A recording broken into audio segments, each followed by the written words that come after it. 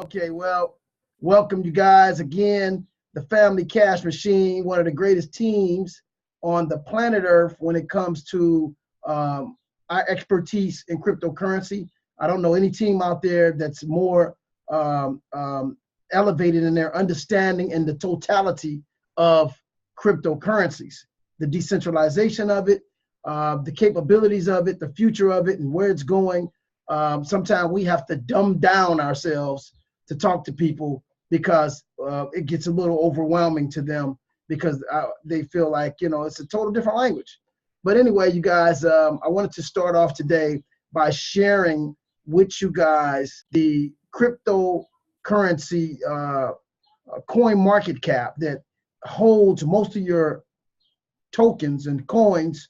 And it bases the ratings of these tokens based on the cap rate, which I don't know any better category to rate a coin. I wouldn't want to rate a coin by its amount of coins that they have, because you can have a gazillion coins. That doesn't mean it has any value. The cap rate is determined by the amount of coins in circulations and the price of the coin, which would indicate how much US or euros or just capital in general has been put into that particular company or that particular coin. Okay, so of course no one at this point has amassed Bitcoin. Bitcoin is $108 billion cap rate, and the rest of them is Ethereum is in second, 47 billion, and then Ripple 21 billion. Bitcoin Cash right on everybody's butt with 14 billion. I commend Bitcoin Cash because they've only been in the game for about how long now, Dave? Maybe 6 months, 8 months or something? Bitcoin Cash? Almost a year in August. Remember the fork happened in August. Right, that's right, a year in August, and they're already number 4 out of 1,500, let me see, 1,628 different coins, not even a year in the game, and they're already at number 4. Now, I do know that Dogecoin has been around longer than most of these coins, and they're nowhere on this first. I don't think they're on the first page anymore, are they, Dave? Nope, I don't think so. I think I booted up the first page.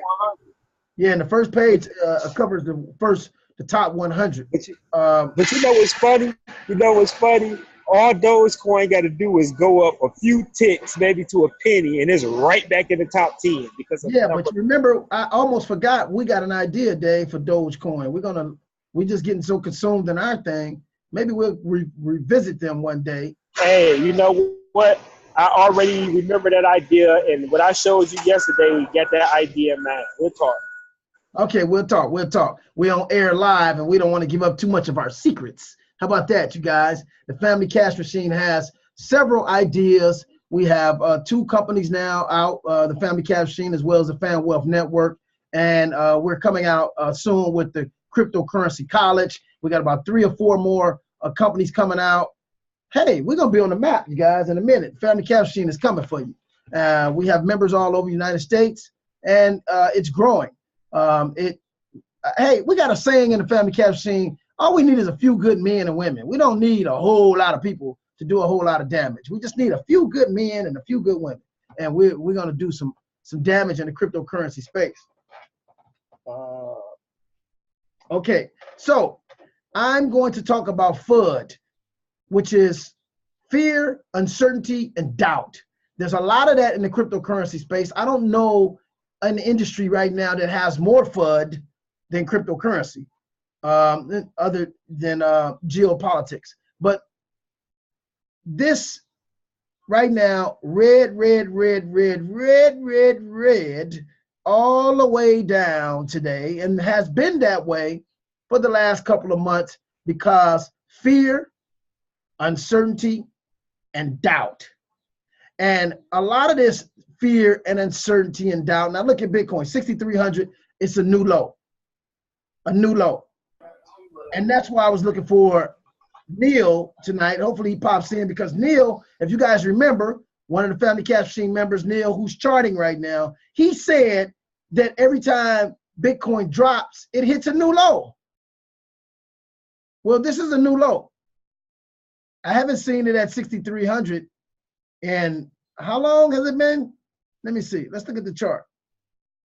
And I don't really like do a lot of charting because I don't want people to think that this is all about just, charting, because this industry entails a whole lot more than just what the price Bitcoin is today. Okay. So it looks like it hasn't been this low since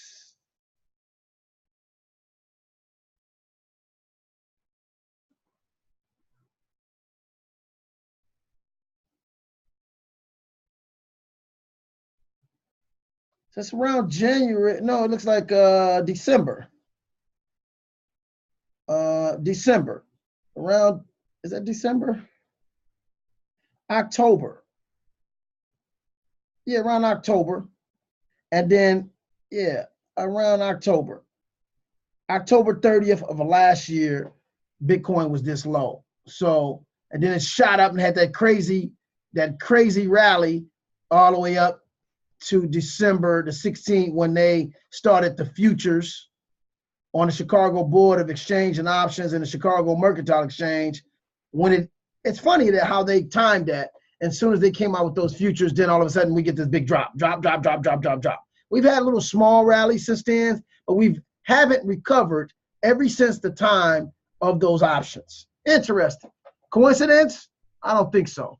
When you have that much billions and billions of dollars to go into something, and then all of a sudden the price turn around, I think that's orchestrated. That's not coincidence. But ever since then, we've had this fear, uncertainty, and doubt when it comes to cryptocurrencies. We've had fear, uncertainty, and doubt. So what's going to happen, you guys, is there's been a tremendous amount of propaganda. I'm going to go through a few factors of why we have this fear, uncertainty, and doubt. Now, I want to tell a story to you guys right now about something that happened to me this week. And it deals with banking. I've had some deposits in some of my corporate accounts from some of my clients. And the banks now are telling people that, they can't put cash, of course, in personal accounts. So it kind of befuddles people when it comes to my corporate accounts because they just assume the same thing, that they can't put cash in a corporate account, but that doesn't apply for corporate accounts. So anybody that's listening to this call, Family Cash Machine is telling you guys, you can put cash in a corporate account. But when in a personal account, and I do have several personal accounts that I use too to deposit money. And on a personal accounts, all the banks pretty much have, I don't know if Citibank is doing it, but I know all the banks, most of the banks I know are not accepting cash in personal accounts. Now, that's creating fear, uncertainty, and doubt, because when people are, scrutinized or somewhat monitored to a level of scrutiny, it makes them nervous. It creates fear. It creates uncertainty. Now, when a person goes to your account and say, hey, Bitcoin Armani, I want to put $5,000 in your account. Then they go to your account and they say, hey, I want to purchase something from you. I'm going to do this business with you. And they go and put that money in your account. The bank may say, well, you know what? You might want to do the whole 5,000. You might just want to do 3,900 right away. And tomorrow come back and do 1,100. Well, in that person's mind, they're like, am I doing something wrong? See how the system is structured to make them second think what they're doing. I'm doing something wrong. I have to restructure this so I don't get in trouble. See? Now, people are afraid. Now look, we're going to take it deeper than there. Now, let's say he puts the 3,900 in. Then he puts another 1,100 in. Then he turns around next week and put another 2,000 in because he owes Bitcoin Armani $7,000. Now, whatever he owes him that for is his business. It's not my business. Bitcoin Armani could have been nice enough to give him a car. It could be a relative and say, look, I'm going to give you this car and you pay me later. It could be a legitimate business deal. Now, Bitcoin Armani has this fear and uncertainty and doubt built up with the guy that's buying the car. And now Bitcoin Armani is like, man, he put 3,900 in there. Is he really gonna put the other 1,100 in there? You see that? That's uncertainty. That's doubt. And then from there, let's say Bitcoin Armani gets his money in 3 days from the guy. And let's say Bitcoin Armani goes out and say, hey man, I got this money now. I want to go buy stuff. And he starts taking money out of his account. And then I say Bitcoin Armani does that again next month with another car. And let's say he goes and starts taking money out of his account and the bank is going to shut down his account because he's putting money in and taking money out too fast. So now, not only are they creating fear, uncertainty, and doubt with your deposit process, with your client's mentality and mindset, they're creating fear, uncertainty, and doubt with you. Am I going to get my money from this guy? Now they're creating fear, uncertainty, and doubt as to how you're going to spend your money. Oh, I can't take too much money out my account right now because I just put the money in yesterday. I got to let it sit in there. I can't take money out. I can't move money. You see that? You're being scrutinized on the transactional movement in as well as the transactional movement out. If you move money too fast in your account, they'll shut your account down and they won't even tell you a reason. They'll just stop your account. And after you get 2 or 3 bank accounts shut down, then you have fear uncertainty and doubt about your transactions. And so now you're moving slow and you're moving, questioning yourself. And one thing I've learned about business and one thing I've learned about being an entrepreneur is you can't have doubt. You can't be uncertain about the moves that you're making. You have to be confident. You have to have conviction. And you have to have assertiveness in your business transactions or you won't be successful. You can't be moving like this. Oh, hey, how can I stop? Oh, let me. You can't move like that as a businessman. A businesswoman has to be aggressive. A businessman has to be aggressive. You have to be assertive. You have to be assured of yourself. You have to be able to move with the swiftness. If not, you're not going to be a good business person. So the system is creating fear, uncertainty, and doubt. So it's no mistake why people come into the cryptocurrency business very unsure and uncertain and very fearful, because this is what they're creating in the entire banking system. This is what they're creating in the financial system. This is what they're creating in life in general, as far as a mindset. The other thing that I'm seeing is propaganda. There's so much propaganda. I'm going to see Superfly tonight because I noticed that they use Bitcoin in the movie in a negative connotation. The guy is using Bitcoin to launder drug money. But that's not the only purpose of Bitcoin. Bitcoin has 10 or 15 good things about it to every bad thing that you can add to it. And again, they're using a negative connotation to create fear, uncertainty, and doubt. And it's just kind of funny that they use an African American, to do that, But when you watch the stuff on Bitcoin with other ethnicities, is they all connected to Wall Street and trying to get into Wall Street and do all this other stuff, Watch Banking on Bitcoin. Watch the document on Bitcoin. There's a couple other documents out, and it's all positive, and it's all about mining and some other stuff. But again, they're using us in a negative connotation of the usage of it. And actually, the negative uses is only really 2 or 3, like money laundering, terrorism, and that's about it. The rest of all the purposes are good. Whether it's you getting funds to another country and getting it to your auntie that doesn't live by a bank, or you're sending it to alleviate what they call what does they call that? Man, I forgot. I was talking about this last night. What is the name of it when you're sending money to other countries? What is the name of that? I don't know why my brain went blank.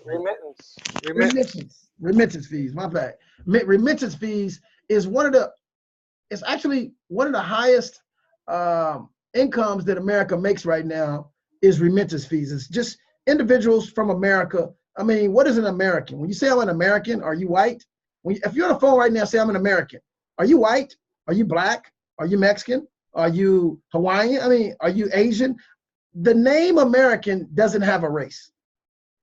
American are assorted groups of people from all over the world. People from America come from all over the world.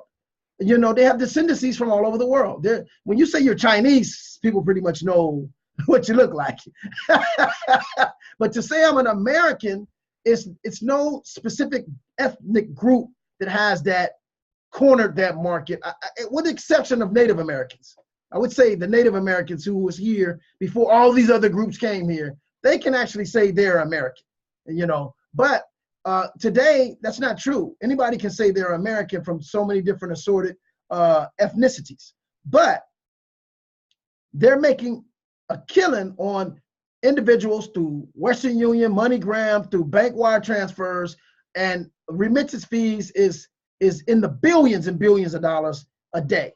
And so with cryptocurrency, with Bitcoin in particular, Bitcoin Cash, Bitcoin, Ethereum, Dash, these cryptocurrencies allow you to send funds to your family members who may not even have a bank account, because there's over 2.5 billion people in the world that don't have access to a bank account. They might not even have a birth certificate. So they can't get a bank account for whatever reason. So that's a great purpose. That could save lives, to be able to get value to someone who may not have ID or anything like that, and to be able to get to them revenue and get to them a resource of value that they can exchange to purchase food, to purchase supplies. That is a huge benefit to those individuals. Also, it allows you to, cryptocurrency allows you to close business deals, to basically deal with someone directly without being interfered with by governmental agencies or geopolitical things going on in the world, embargoes or whatever is going on in the world. You may still be able to do business and utilize people around the world who may have a service that you need. So there's so many reasons why a cryptocurrency is a benefit to the world, other than just a few little things that they say. But they create that propaganda. They create the fear, uncertainty, and doubt. And it's don't even just start with cryptocurrency. I just showed you guys an example of how banks now are creating fear. Why? Why do they want to create fear? They want to create fear for you to move your money, because they want to use your money to trade your money every day. All you have to do is watch Mike Mahoney's video, The Hidden Secrets of Money, #4. And he'll show you how it is written into the FDIC that a bank can use 90% of the funds deposited in that bank to trade, to make a profit with it. They're only required to keep 10% of the funds that's deposited in their bank. Wow, interesting. So with that, hold up, you guys. I gotta plug up my computer. 1 second. So with that, they have all the reason in the world not to have any incentive to let money move around freely in and out of that bank. Now, they can't come and say this. They can't come out and say, I'm going to close your account because you don't let me make enough money on your money. They can't say that, but that's exactly what's going on. That's exactly what's going on. They're penalizing you for having somebody put big deposit and taking it right out and using it. So now people are afraid to move money in their accounts. People are afraid to have big amounts put in their account. I mean, they make you feel like you're doing something wrong. This is one of the benefits of cryptocurrencies. You don't need banks. You can send and receive money. We can be sending money to one another right now while we're doing this webinar. There could be hundreds of thousands of dollars transacting right now while we're doing this webinar, and nobody in the world who's watching this live would even know. Now, just because we're transacting money doesn't mean we're doing something wrong. We have to get out of the mindset that moving money is wrong. But this is a training, and that's what I wanted to say. It's a deception. It's also misinformation that creates FUD. You know, as me and Dave are listening to more and more people on the internet, we're noticing a lot of guys are spreading FUD. And what we mean by FUD is, like, I used to think FUD just means misinformation. That's what I used to think FUD is. Oh, this is FUD, misinformation. But it's fear. They're spreading fear.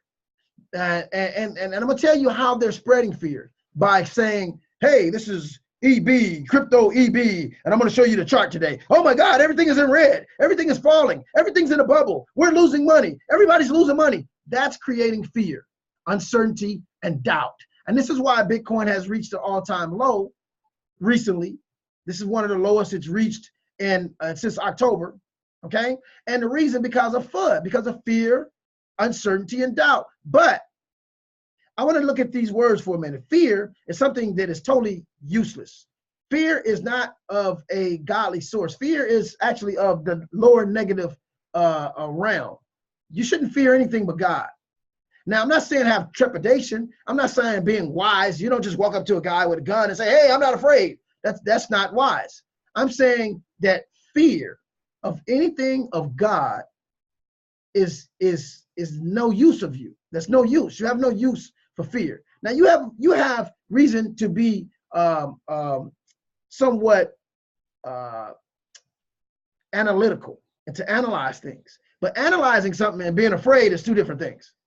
There is not a successful millionaire that's afraid of any investment. You have to be fearless in order to be successful. You know, people who are successful, they take a lot of risk, they take a lot of chances, they take a lot of losses. And they still going to continue to take losses. But I told Dave today, it don't take but one person. It doesn't take but one investment to change your entire life. It doesn't take but one right move, one right person that you connect with to change the dynamics of your entire life. So why are you afraid? You might lose for 2-3 years in your business, and all of a sudden you make that right connection, meet that right person, do that one network with that one right person, and boom, explode. It doesn't take but one person, one idea to change your entire life. $1 million idea you can come up with. And I'm pretty sure everybody on this call is intelligent enough to come up with a good idea. Just one good idea can change your entire life. So why are we afraid? But see, what I'm noticing is when you watch babies, I watch these little kids. I remember my son was about 2 years old. And he was just running, jumping in the water, in the deep water. And we're like, what are you doing? You can't swim. But if you watch babies, if you watch kids, they're not afraid. They're fearless. They'll run up on a dog just grueling at the mouth. Kids don't know fear like we do. We're taught fear. We're trained to be afraid. Okay? This is something that they supplant. It's subliminal messages that supplant it every day. Okay? Now, those that's going to make the most money in the cryptocurrency business right now are fearless. Okay? They're fearless. Now, I was watching something yesterday when Dennis Rodman was talking on the news, and he said when he went to North Korea, he came home and he had death threats on him. He couldn't go outside. He couldn't do nothing. But now you see Donald Trump and Kim Il-jong in a meeting, laughing, joking, and Dennis Rodman tried to get this done 2-3 years ago. And they called him crazy. But I gotta give the guy credit for being fearless. I gotta give the guy credit for having vision.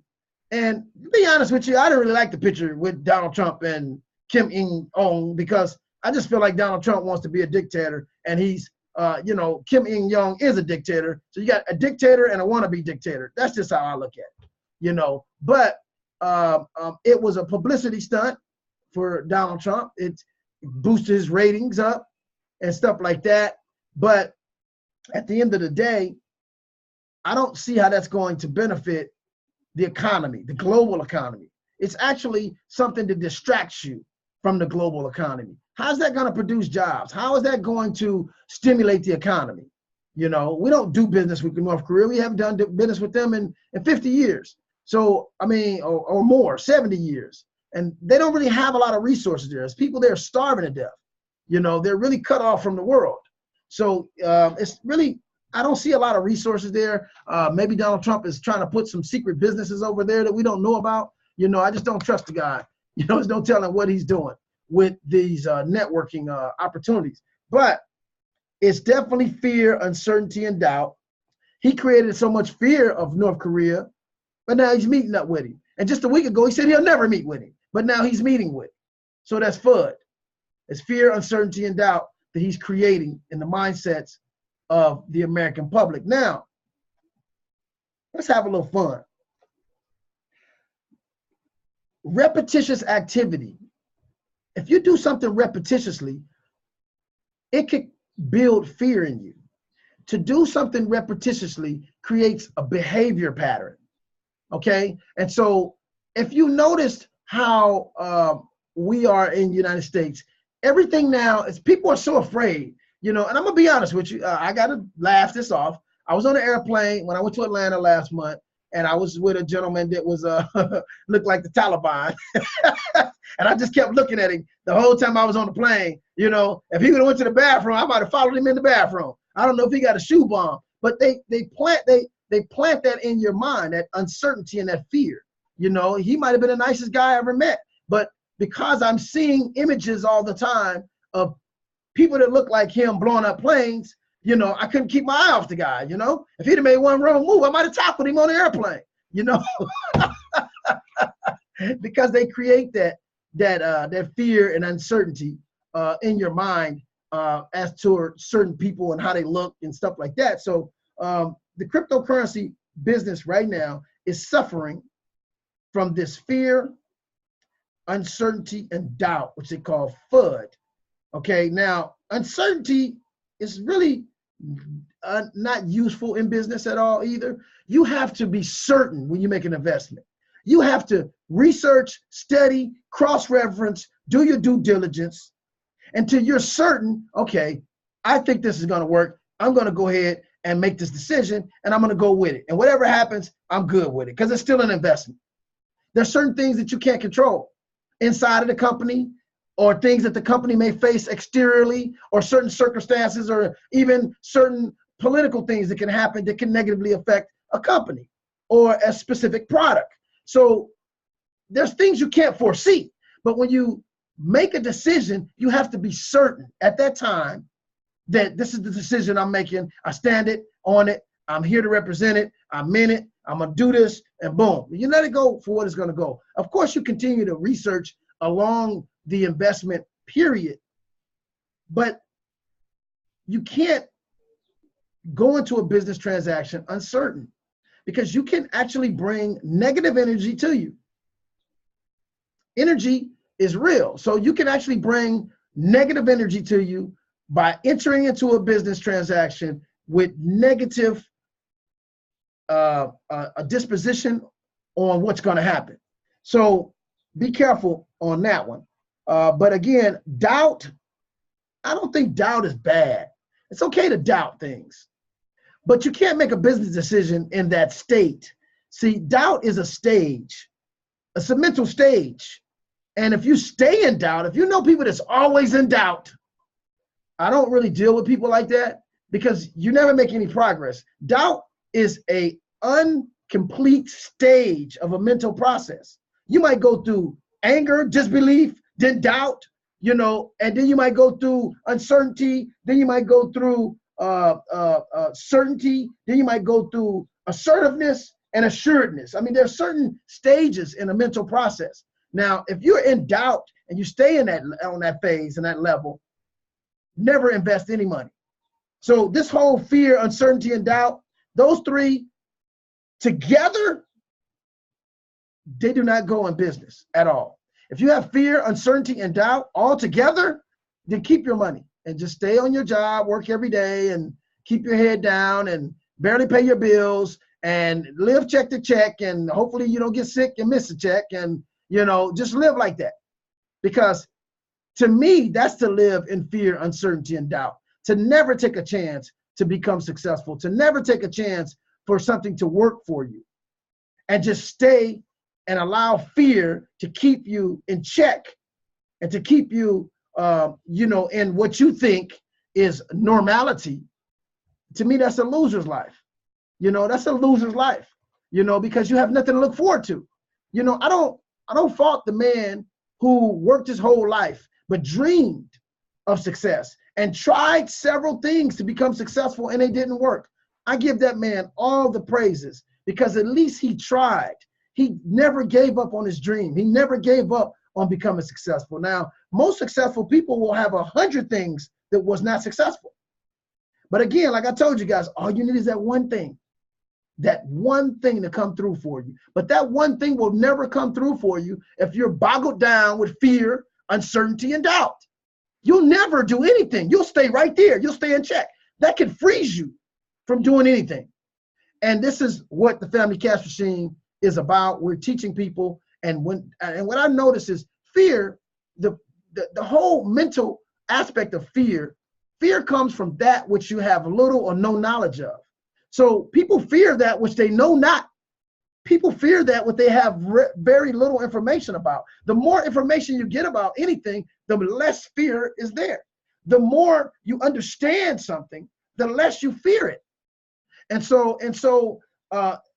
fear comes from lack of knowledge, disinformation, misinformation, ignorance. The more you get light, the more you get knowledge, the more you get understanding, the more you elevate on any subject, fear goes away. And I told you guys in the beginning, getting this call, fear is not good. Fear is darkness. Because anything that restricts you and stops you from progressing in life, it's not good at all. It's a negative vibration, okay? Fear is the lack of knowledge or the little of knowledge in that particular subject. So uncertainty, to me, is not fear. It's also a lack of information. To be uncertain, if I tell you his name is Bitcoin Armani, I'm telling you what I know. Now, if I say, I think his name is Bitcoin Armani, I'm telling you I don't really know. So listen to how people talk. The way people talk will tell you what's in their mind, what's in their soul, what's in their spirit, what kind of energy they're generating. I don't deal with a lot of people that's uncertain and fearful. I think all of my life, since I've been a kid, I've been attracted to the guys and the females that are bold. You know, I remember when I met Ted Turner when I was about 18. And I used to hear him talk all the time in the hallway. I worked for a law firm called Latham & Watkins. I was an 18-year-old kid. I worked in the mail department. And then I eventually got my own department, which was I ordered all the pens and stationaries for all the secretaries. There was about 400 secretaries there. It's a huge law firm. Actually, maybe about 300. But we had another office in Newport Beach, San Diego, New York, Chicago. It was a huge law firm. They had the J. Paul Getty case. They had Howard Hughes, the LA Lakers. I mean, it was a huge corporate law firm. And so I remember when I met him, I was a young kid. I didn't even know who he was. And I spoke to him about 3 or 4 days. And then one day a guy told me, he said, man, do you know that it was who you were talking to? I'm like, no, that's Ted Turner. He owns the Atlanta Braves. He owns this, he owns that, he owns this. This was before TBS, okay? This was before TNT. He was trying to buy CBS, so he was using that law firm that I worked at, come to find out later on. And he was trying to buy CBS, and they blocked him. But Ted Turner told me as a young kid, I'll never forget this. He said, he said it this way. He said, young man, you have to have chutzpah. He said, you have to have chutzpah. And I'm like, what is that? Basically, you got to have kahunas.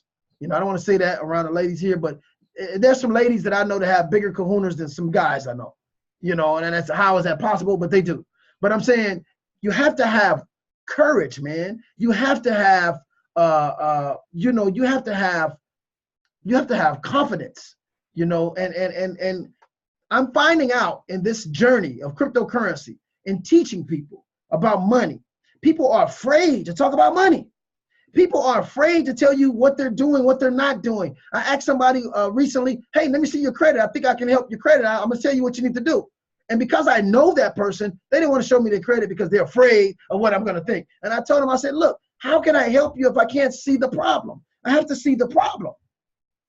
Don't be afraid. We all got challenging things that we went through all our life. We all have not paid bills. We all have, unless you were born a Rothschild or something. But most people from my peers grew up had to build their credit. They might have had some things happen in their life where their credit got challenged. Then they might have built it up again. This is normal in my atmosphere. So the person, because they know me, and I think this is common in African American communities, is that we're so consumed with not showing anybody what we did bad. I mean, I remember one time it was a friend of mine losing his house, and he told me. And you know what? We was able to save his house. But if he would have never told me, if he would have kept that to himself out of shame or fear of what I was going to say or what other people was going to say, he would have never got the help. He didn't realize I was in a position to help him. I actually bought his house for him, put it in my name, let him pay the notes, and it worked out. But I'm saying, and I made some money on that transaction. But I'm saying, if he would have kept his mouth closed and not said nothing out of fear and uncertainty of what I'm going to think and doubt, oh, I can't tell anybody I'm losing my house. No, you need to tell everybody you're losing your house, because you don't know that one person, like I said, one person can change your whole life. And he saved his house. I made some money. He was able to pull some cash out because he got sick and couldn't go to work for a minute. So he was able to pull some cash out. I bought the house. He gave me some money to do that. He took some of the money. He paid his notes. He got back on his feet. And man, the rest is history. And he got his house back. But my point is, if he wouldn't have told anyone out of fear, uncertainty, and doubt, he'd have lost his house. So we're trained, again, not to tell people out of fear of what they're going to think, or out of fear that they're going to talk about you, out of uncertainty of how they're going to receive it. Who cares? Because again, there could be somebody who hear you to say, hey, I know what you can do. There's a program that you can go and get a refund. I mean, you just don't know what's available at the time. But again, Ted Turner told me, you got to have balls. You got to do the things. And I remember him telling me this. You got to do the things that people are afraid to do, or people don't want to do, out of fear, uncertainty, and doubt. He didn't say fear, uncertainty, and doubt, but I'm just telling you. He told me to do the things that people are afraid to do. You got to be bold. You got to have chutzpah. You got to have balls. Okay? And so in order to do that, you got to have knowledge. You have to equip yourself with knowledge. And again, this is what the Family Capture Scene is about. We teach people about cryptocurrency, what it is, how it works, the machination behind it, the computerism, the technology behind it. Okay? So now you're getting rid of uncertainties. We teach you guys the future demand of this. And so you're not looking at, oh, it's down today. Because we know they got to come back to us, because we have a functionality that the world needs. And right now, they are propagating. They're purposely putting out the FUD to bring the price down. I heard Tone Bays, Dave, heard Tone Bays say that the price may go to 4,000. But yet you guys are watching all these videos. And I spoke to a gentleman 2 weeks ago whose company has $22 billion. A bunch of corporations that want to buy Bitcoin right now to put them in IRAs for their employees. And there's many more companies out there talking like that. And you guys have watched videos and videos and videos lately of all this money that's getting ready to come into cryptocurrency. John McAfee is telling you guys about all this money getting ready to come into cryptocurrency. So wouldn't it be befitting to first bring the price down so we can get it at the cheapest rate? So we got to create FUD, fear, uncertainty, and doubt, so the price comes down, and so we can come in and buy it up. And guess what's going to happen when they buy it up? The price going to shoot back up. The basic law of supply and demand. They're doing the same thing right now, Bitcoin Armani in Atlanta. They've made sure that the drugs can stay circulating in certain communities. They made sure the crime and the violence can circulate in certain communities, so they can create fear, uncertainty, and doubt, and then nobody wants those properties, and they go down. And the next thing you know, we build a stadium here, boom, we go in and buy all these properties cheap. Yeah, I see your mouth fell open when I said that. Yeah. We buy all these properties cheap. We still let people rent it out of certain colors, of certain ethnicity, but we own it.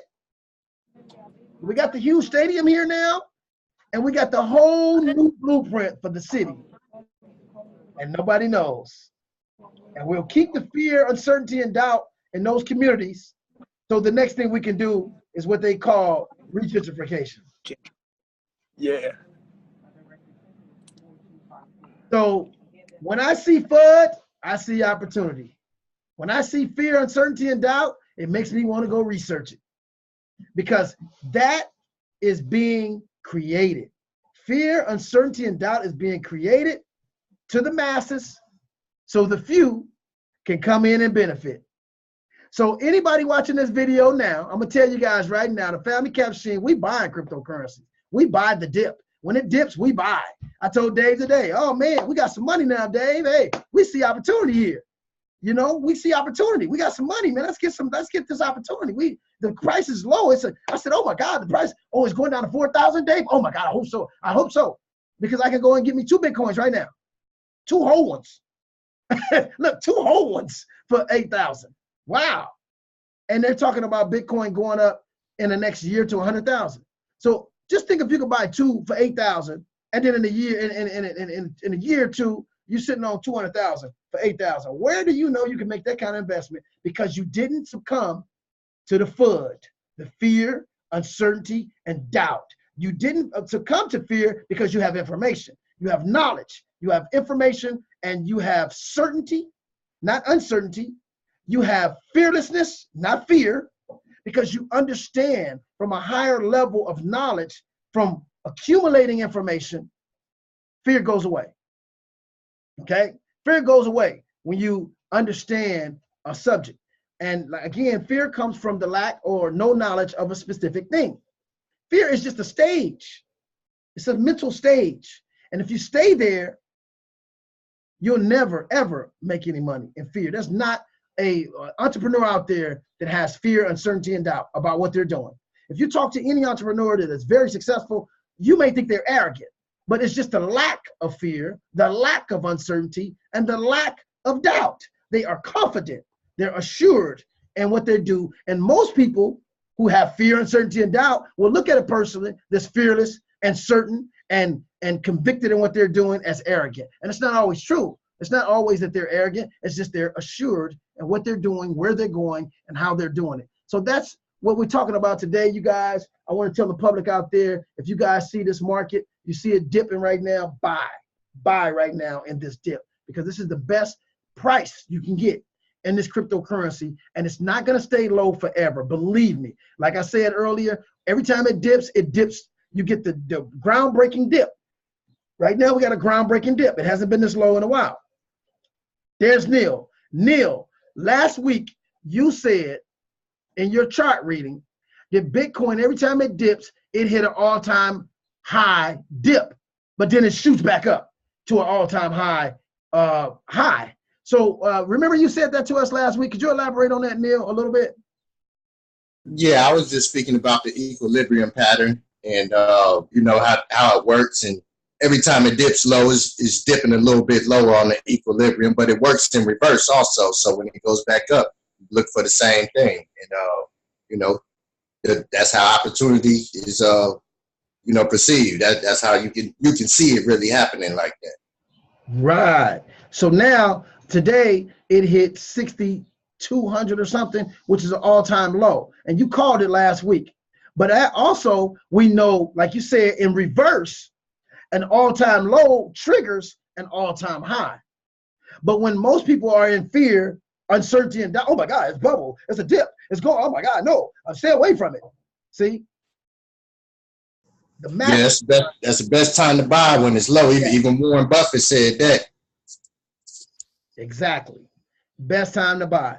But why does Neil not have fear? Because Neil watches the charts. Neil has the information. Information that he has alleviated the fear at the time when everybody is the most fearful. I even hear people that's supposed to be, quote unquote, huge Bitcoin advocates and huge Bitcoin, you know, people who study this every day. I even hear them succumbing to fear right now. I'm like, wow. Okay, so, but it's a mental training. So just because they get up there every day and talk charts don't mean they understand what this is about.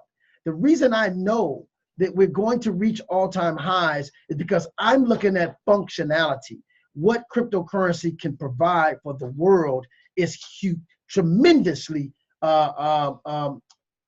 important and tremendously valuable. So eventually, as more people find out what it really is and not succumb to this fear, uncertainty, and doubt, and actually pick up a book and pick up some videos or come to the Family Capturing and start really learning what this is about and all the different things it can do. I can't go into on this video now, because if I talk about all the things cryptocurrency can do, it'll run people off the call. It'll run people out of here because it's just too much. You know, it's just too much. So we have to keep it basic. But I do ask them to just look into it more. Find out what cryptocurrency is. Find out about decentralization. Find out more about the blockchain technology and and what it implicates to the world and how many industries it's going to disrupt. And when you start learning that, you'll go, oh, now you're in this for the long haul. You're not looking at the fear and uncertainty and doubt. Now, let me say this. Let's just use real estate. In a lot of areas, they create fear, uncertainty, and doubt. They create that. They allow that to perpetuate in certain neighborhoods. And when fear and uncertainty and doubt to buy in those neighborhoods happen, the value drops. You go back to that neighborhood 10 years later and regentrification has happened. Why? Because somebody came in and said, you know what? There's crime, there's violence, there's crime and violence here. But one thing I know for sure of a certainty is there's no more land being made. God is not making any more land. So I know of a certainty that eventually the land is going to go up. See that?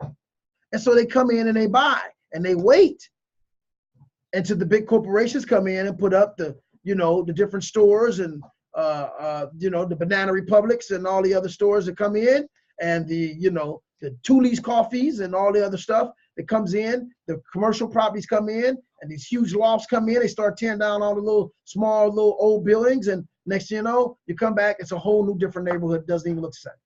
And so that's because they didn't have fear to invest. They knew that property is valuable.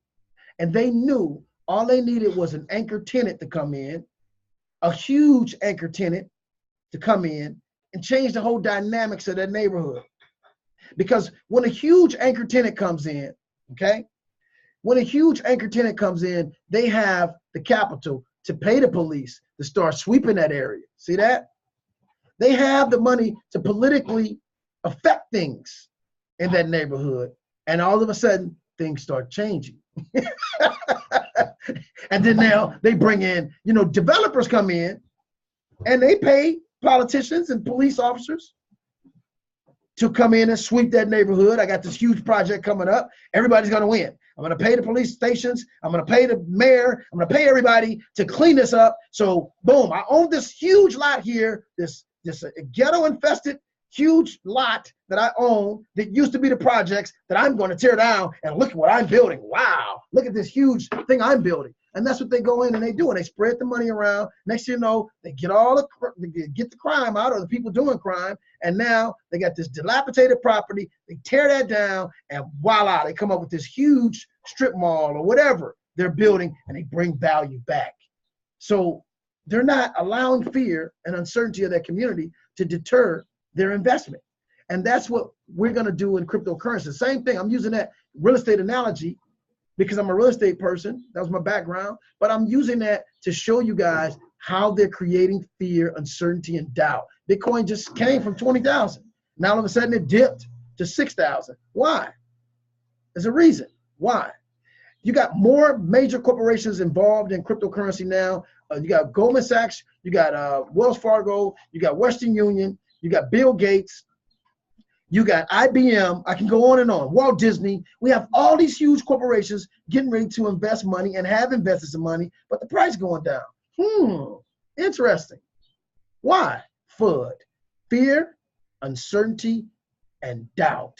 They've created for the masses so they can run away from it while big corporations are running to it. And that's the message here for today. And I'm going to open up now for any questions and answers that anybody want to add right now to the Family Capturing before we close out. Somebody have anything they want to add to that? Yeah, I want to add something. Do you think this falls under the category of their system of creating a problem reaction solution? What you mean by that, Bitcoin Armani? So they'll create a problem, right? And the FUD is the reaction, and then they'll come out with like a supposed solution. That's a good one. That's and a good it's usually one. centralized. That's a good one. Yeah, You know what, that's definitely I would say governmental objective. The people that is connected with government agencies, they may be behind some of the FUD and propaganda, so they can come in with a solution and say, hey, this is how we can protect you guys, and it'll make it to where now it's centralized in a manner where everything has to go through the banks. You have to use your ID, your social, and all that stuff. Yes, I think you're definitely right that different people have different motives. But I think private investors, people that got real money right now, they could be behind some of the FUD as well, because they seek the gain. They seek to come in and to buy up a lot of crypto as cheap as they can buy it right now. So, but yeah, I think you're definitely right. But I just think that different entities have different intentions. Got you.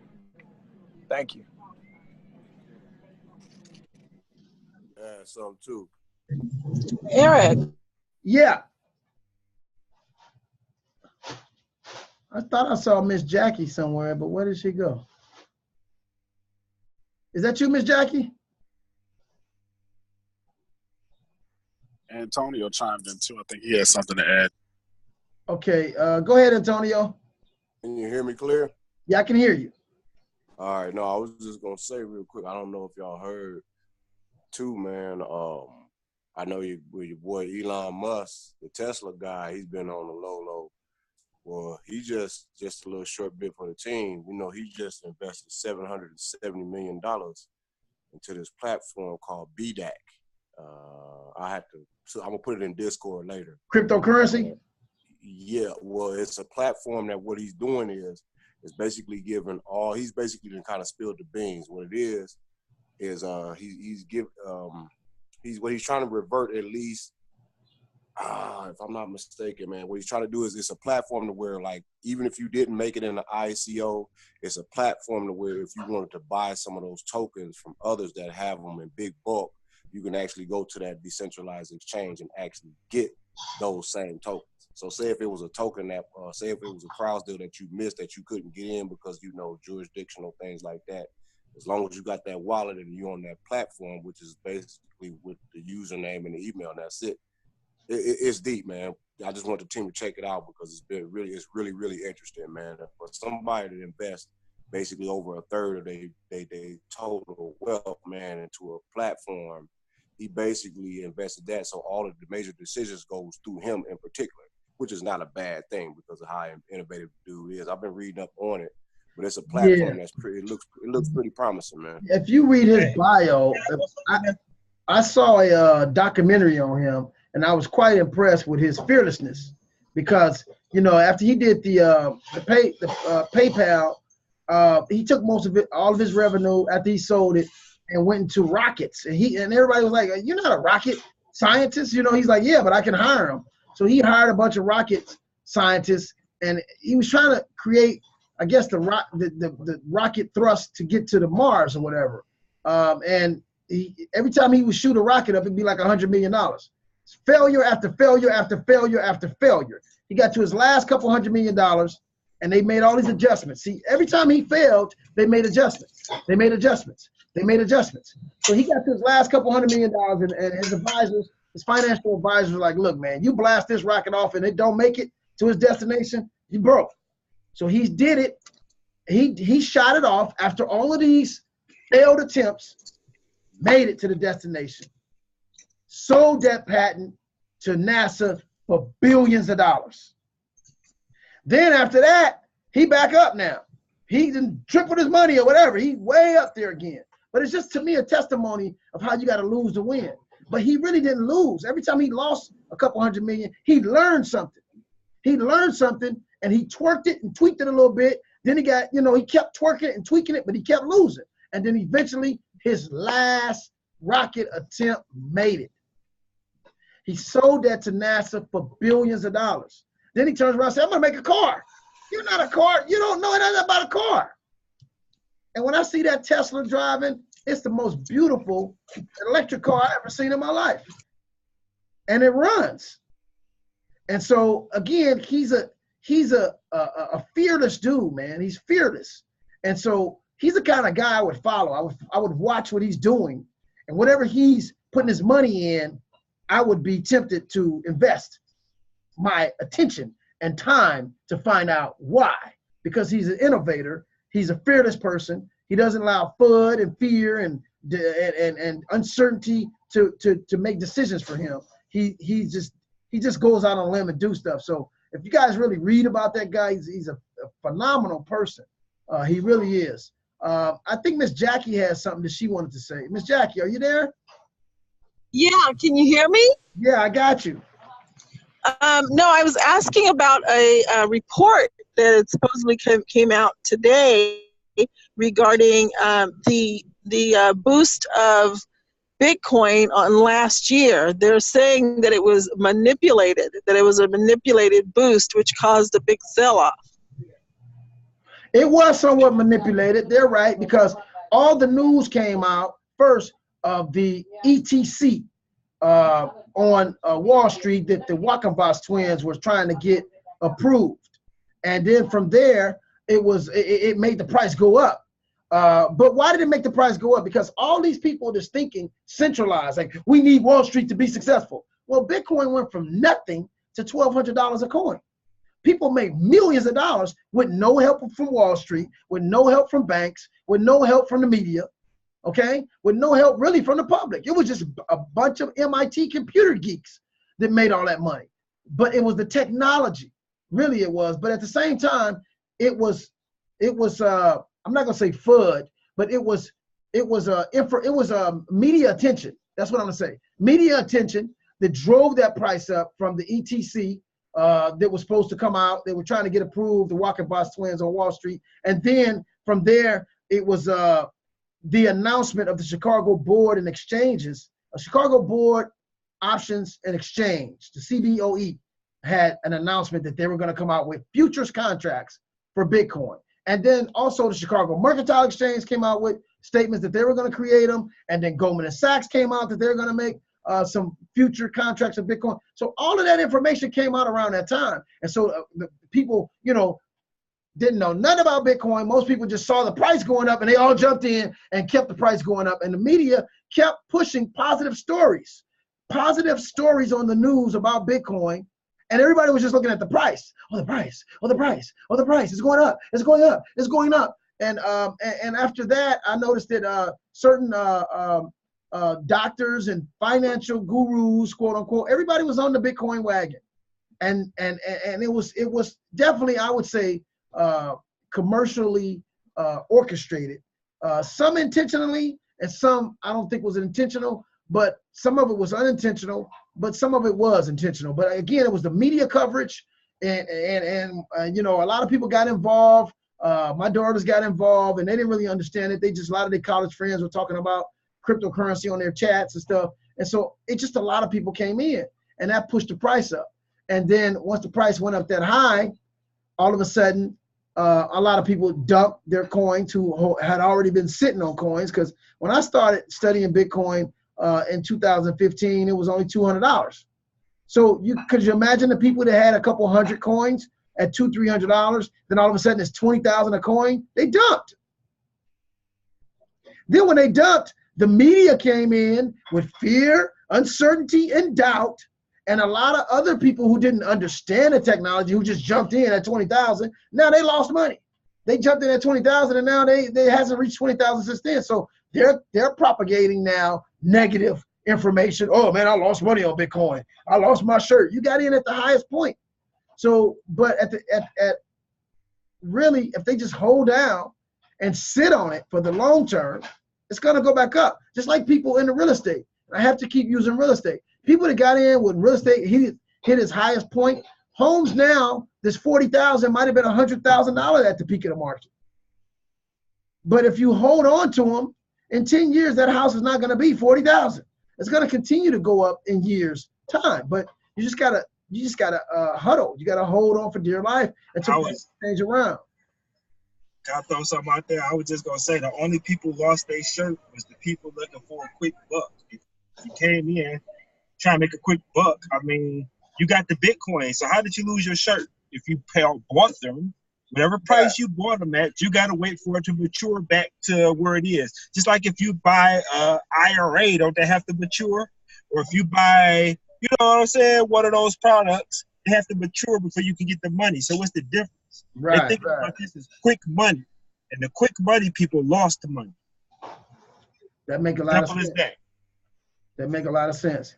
And the quick money people are the ones that fear, uncertainty, and doubt can hit them real quick because they don't have no knowledge. They don't have any information on how this really works and what this technology is really about.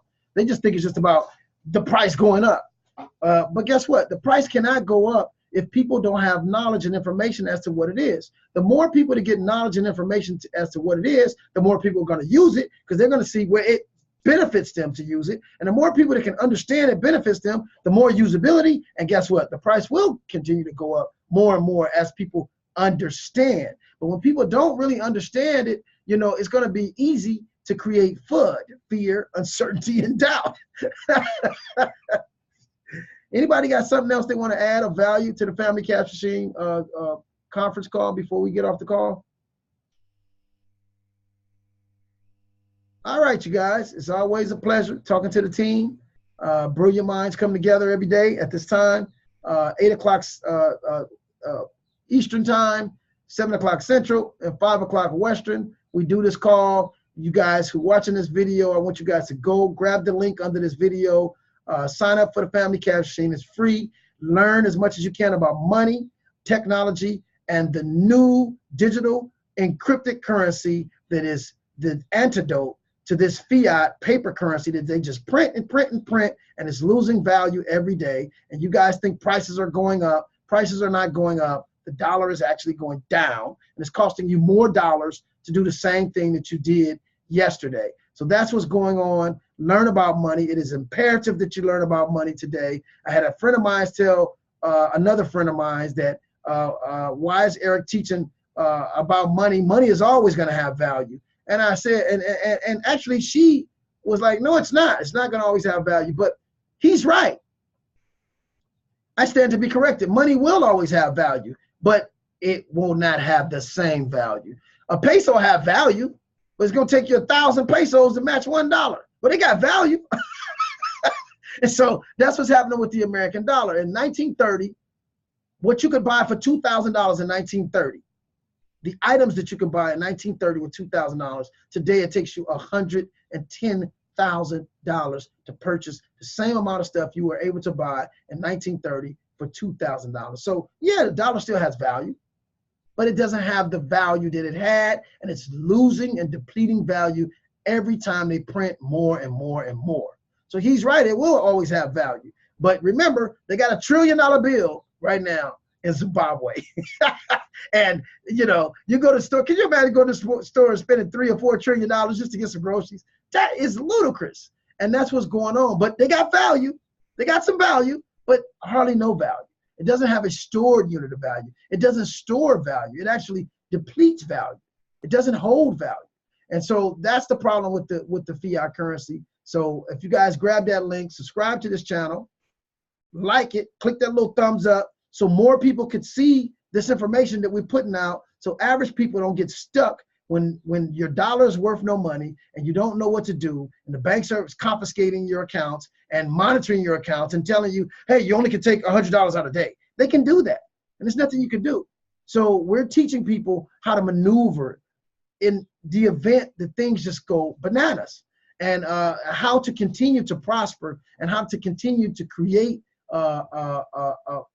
appreciating momentum with your money, no matter what this economy do. So you guys go ahead and click that link, and we're going to sign out. This is the Family Cash Machine. This is Eric Vaughn, and I'll see you guys tomorrow.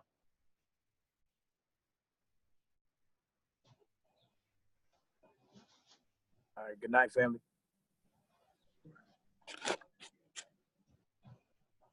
Y'all make sure y'all grab that airdrop link I put in the chat room. 100 free coins. Ready on it, big bro.